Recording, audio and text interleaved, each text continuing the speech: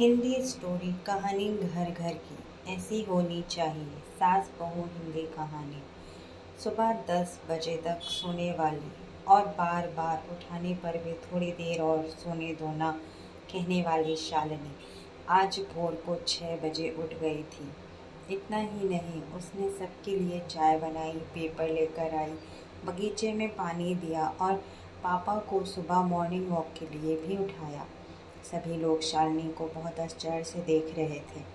सभी का एक ही सवाल था, शालिनी तुम यहाँ क्या कर रही हो? शालिनी ने धीरे से जवाब दिया, 3 महीने हो गए हैं मेरी शादी तय हुए।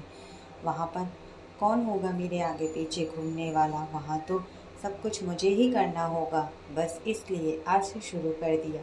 घर की बेटी को इतना समझदार होते हुए देख सबको खुशी हो रही थी और सब साथ ही साथ बुरा भी लग रहा था। बुरा लगने जैसी बात भी थी, क्योंकि अब वह हमेशा के लिए उनको छोड़कर उसके ससुराल जाने वाली थी।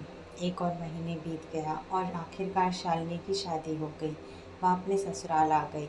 सुबह समय पर जाग पाएगी या नहीं, इसी विचार में वह रात भर सो ही नहीं पाई। सुबह उठते ही उसने नहाया और पूजा की और खाना बनाने की तैयारी करने लगी। वह सोचने लगी कि आज खाने में क्या बनाया जाए जो बड़े और बच्चे दोनों को पसंद आए। तभी पीछे से एक मीठी आवाज़ आई। शालिनी ने पीछे मुड़कर देखा तो उसकी सास थी। अरे बेटा, इतनी जल्दी क्यों उठ गई? शादी की भाग दौड़ में थक गई होगी, ऊपर से घर वालों की याद भी आती होगी, और मैं जानती हूँ रात को ठीक से सो भी नहीं पाई होगी। ऐसा तो तुम्हारी तबीयत खराब हो जाएगी। शालिनी मन ही मन सोचने लगी, मेरी सासू माँ तो बिल्कुल वैसी नहीं है जैसी मैं सोच रही थी। मैं तो डर के मारे कितने दिनों से सुबह जल्दी उठने का प्रयास कर रही थी। यहाँ तो परिस्थिति बिल्कुल अलग है। शालिनी ने कुछ खास काम खत्म ही किया था कि तभी सासू माँ ने आवाज़ दी, बेटा इधर आओ, देखो तो सही मैं क्या बना रही हूँ। मटर पनीर पराठा और गाजर का हलवा। वहाँ या तो सभी मेरी फेवरेट डिश हैं। शालिनी बोली। उसे तो कुछ समझ में नहीं आ रहा था। उसे लग रहा था जैसे यह सब सपना है। शालिनी को एहसास हुआ कि यह सपना नहीं, सच है। सासू माँ ने कुछ कहा, शालिनी सुन नहीं पाई। वो थोड़ी डर गई। उसे डरा हुआ देखकर सासू माँ ने कहा, शालिनी जरा इधर तो आओ, यहाँ तो बैठो, मेरी बात ध्यान से सुनो और समझो। शादी का मतलब लड़की की परीक्षा नहीं होती है। तुम्हारी शादी सिर्फ मेरे लड़के से नहीं हुई है। जितनी जिम्मेदारी उसकी तुम्हें खुश रखने की है, उतनी ही हम सबकी। हमने तुम्हें घर सिर्फ काम करने के लिए नहीं लाया है। तुम्हें क्या क्या आता है या तुम हमारे लिए क्या कर सकती हो, यह सब देखने के लिए तो बिल्कुल नहीं।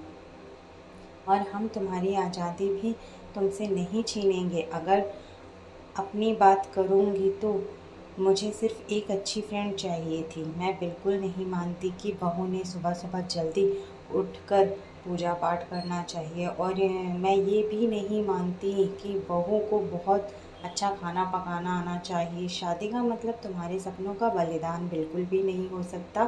बल्कि मैं तो कहूँगी कि शादी का मतलब तुम्हारे सपनों को और ज़्यादा ऊंची उड़ान देना होना चाहिए। हम सब हमेशा तुम्हारे साथ हैं, हर दिन हर पल। शालिनी की शादी को अब 10 साल बीत चुके थे।